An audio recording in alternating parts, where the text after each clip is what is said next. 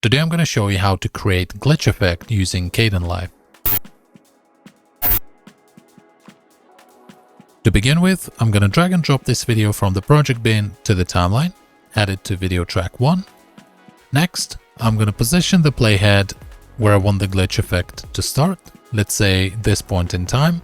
Then we have to cut the clip, right click, cut clip. Then I'm going to press arrow to the right 5 times. Basically move about 5 keyframes to the right. So that's 1, 2, 3, 4, 5. And then cut the clip again. Right click, select cut clip. So now we have separated this section right here, and this is where we will be adding glitch effect. So next we have to navigate to the effects section, and in the search bar, type in and find this effect called glitching rows only. Now drag and drop that effect on this section here that we just separated.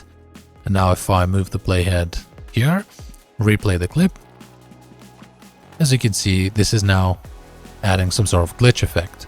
But what you can also do is if you position the playhead right at the start of this section, and then under effect/composition stack, you have these glitching settings.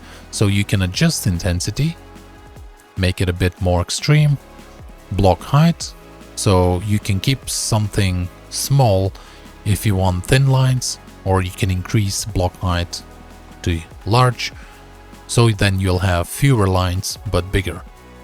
I prefer something like this, 469, and then also play around with minimum and maximum block height.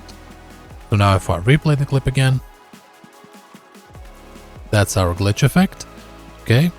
And then lastly, if you have an audio file for the glitch effect, all you have to do is just drag the audio under this video, basically where your glitch starts, adjust the duration to match the glitch effect duration, and then if you replay the clip, you'll end up with this.